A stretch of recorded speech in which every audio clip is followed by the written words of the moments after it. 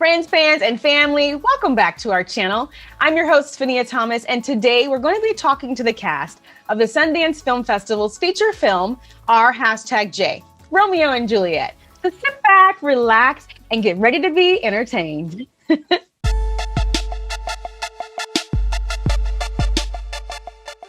Where are you calling from? I'm in Los Angeles. Ooh, okay, what part?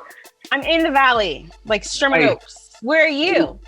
I am in Corona, California. I moved out of Burbank a couple months ago. I was like, shoot, everything's over Zoom. There's like no point of being out here. Everything's closed down, so I'm out here, you know? Is Corona open? I mean, they're open for me. They let me eat inside and with all my friends and whatnot.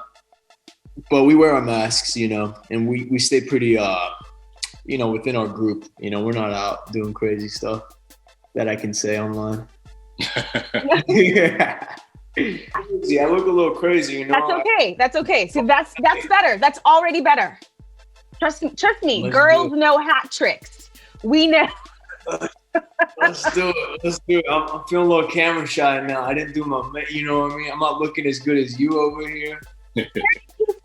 You're so flattering. What was the audition process like for you fellas? Because this isn't your typical film. So the audition process, from what I remember, is, you know, they had us looking at the camera and really interacting with the lens kind of off the jump, you know, because the screen life format is so specific in that way. And all of our scenes, for the most part, all of my scenes were playing to the camera as if it was the person holding, you know, the camera or, you know, the person who I was talking to on FaceTime. So I do remember, you know, going in and them having a little camcorder set up and them being like, just, you know, focus on here, focus right here, you know, deliver your lines to this. And that changed the performance, not too much, but you know, it definitely was something to think about, you know, during the audition process and obviously when actually filming the project. I think the audition sides that they had me read, it was, if I remember correctly, it was a scene between Tibble and Fernando, his uncle. And when Mercutio was filming, you know, he starts off the line, it's like, behold, in the discomfort in the house of Capulets. And I did that scene. I actually filmed it on my iPhone. Usually, you know, you do a self-tape with the camera and all that, but I filmed it on my iPhone vertically. And we did the scene. I read it with this girl. We did the audition. My manager filmed it. And then we added like a glitch effect.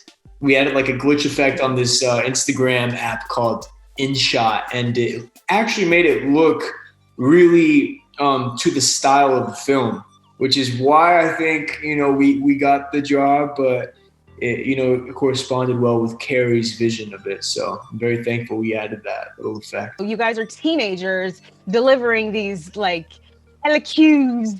I'm not the most Shakespearean person, so I don't even know if that's like a thing. But what was it like with the writing and delivering the lines and working with this script? It was really dope because I think from the jump, Carey and Ricky, I believe was the other writer, they kind of incorporated some modern text, but also like gave us the freedom to like ad-lib when we were filming. We had a couple days of rehearsal where we were just in the studio kind of going through scenes and figuring out what they meant, because I feel like in tackling any sort of Shakespearean language or heightened language in general, it's really important, especially for the, you know, modern day actor to know what you're saying before you know, start to try to create a character or this or that.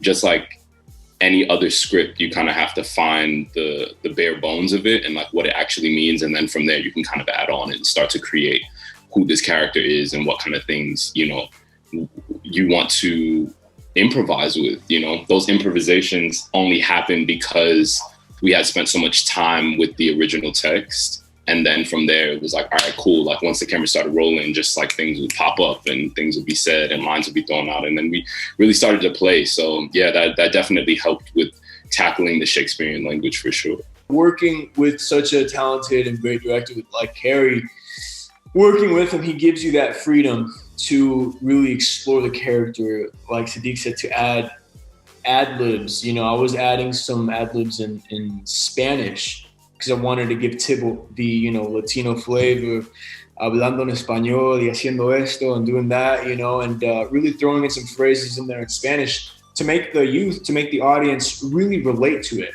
That way we're not just speaking Shakespeare's amazing text, which I do understand, you know, as, you know, Siddiq understood and Cameron, and on lines that we didn't understand, we had the Shakespearean coach to help us out, just to make it a little more clear, our intent more clear.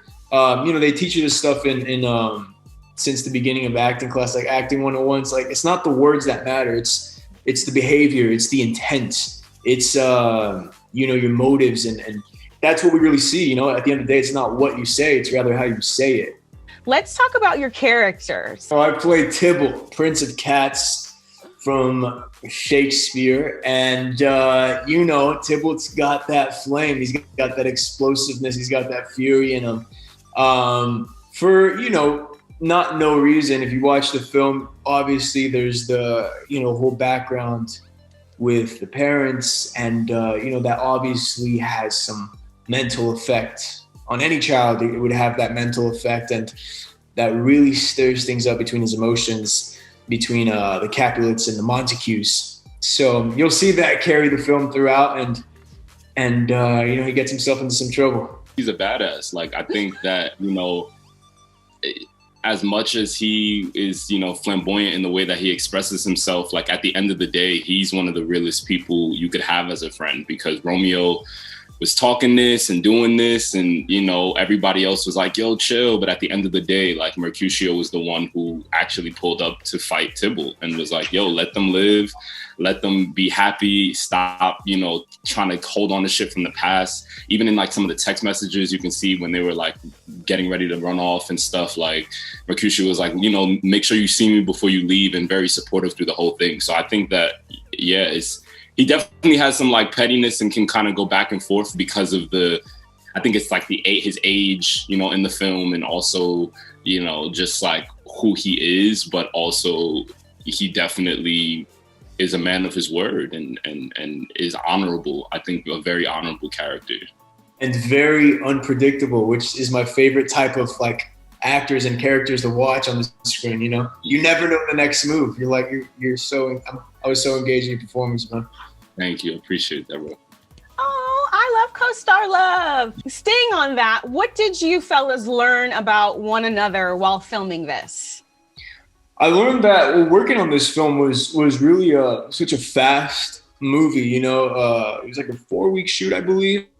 So you really don't have the time to, like, create that entire dynamic that you wish you could have. But from what we did, we really got to establish, like how we work off of each other, you know, like what fuels me, what fuels Siddiq, what fuels Cameron, whether that be, you know, just coming at somebody more aggressively with the line to fuel their performance. I just learned that, you know, working with this entire cast, everybody was such amazing talent, and everybody was very easily to adjust to. You know what I mean? Nobody had a big head. Nobody stuck to their own way of doing things.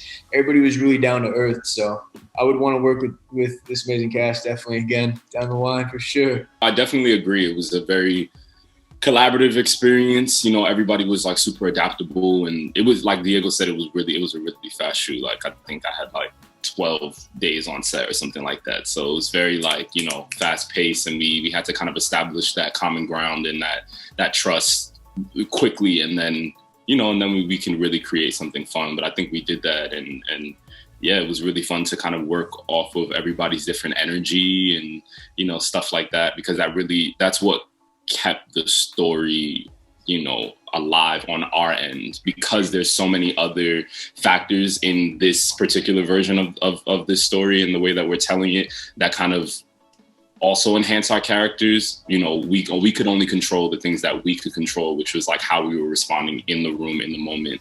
And then that also, you know, came into play with the text messaging and the Instagram profiles and stuff like that. Kind of, it all helped to create this, like, full image of who these people are. So I really enjoyed it. There is a reason why Carey chose Black versus Brown. and the importance of that message. So talk to us about the messaging in this film, as well as why it's important. Well, this film has been told since the beginning of time. I mean, it's been around for nearly 500 years. You know what I mean? And this story keeps on getting retold. And I think the question to ask is, how could we retell this story in a way that's significant and resonates with the people of today, the generation of today, specifically the youth? Romeo and Juliet is more so, I would say, a story of young lovers. So I would say it's important to really target the younger audience and bring upon them the messages of love, of friendship, of technology. You know, that's why we really tackle down the screen live format using text messages, DMs, even TikTok, you know, so they can resonate with it, so they can, you know, really see. It's like putting up a mirror for the youth today. You know, they fall in love with text messages, they fall in love with Instagram profile pictures, and, you know, they get heartbroken by getting ghosted. So it's a way of really telling kids and showing kids, like, hey, this is life today, but if you don't navigate it well, you know, if you start putting out hateful messages on the comments or really DMing like people nasty messages, like those aren't just, that's hitting somebody, you know what I mean? Those aren't empty words. Those are words that somebody's reading. They're like, man, maybe I do have a fat head, or like maybe I have like a weird freaking eye, or you know what I mean? Like just weird things and wrong things. And people got to start learning how to navigate social media and really taking consideration, like, this is part of life now, and we got to use it properly, you know? I agree.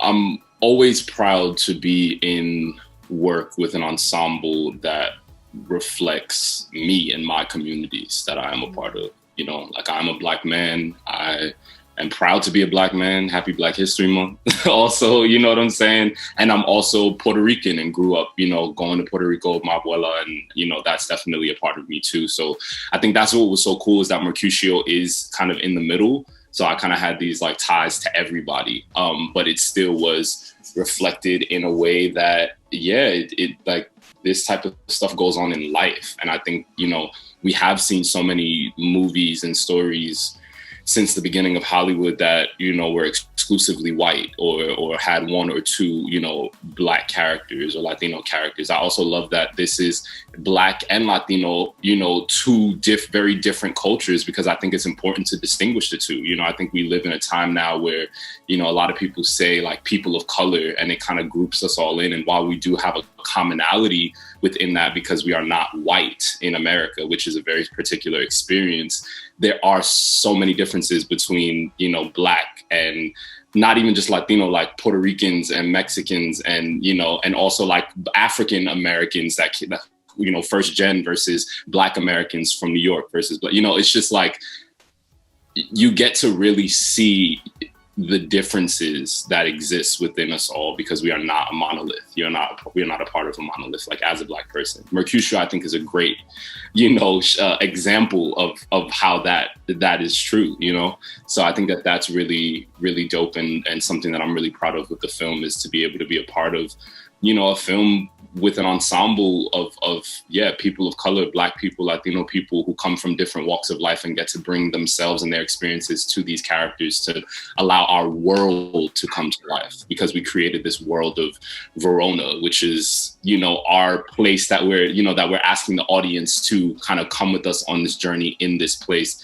that exists the way it exists in our project. Well, were you entertained? We truly hope so. Please don't forget to hit the subscribe button, and don't forget to turn on the notifications, because we're going to be dropping conversations and interviews all month long, and you don't miss out on the fun. See you on the next one.